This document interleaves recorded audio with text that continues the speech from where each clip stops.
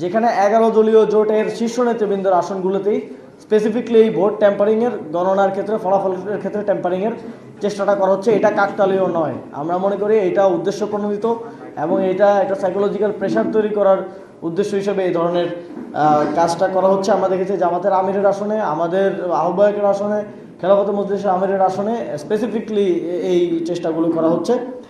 আমরা মিরপুরে অর্থাৎ ঢাকা 16 আসনেও এটা দেখেছি, এ ধরনের একটা চেষ্টা সেখানে করা হচ্ছে।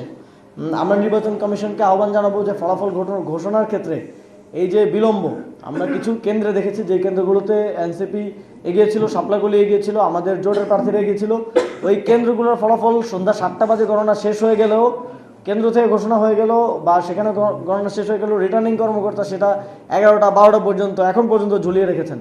এই কারণটা আমরা এই বিষয়ে আমরা স্পষ্ট না যে কেন এরকমটা করা হচ্ছে।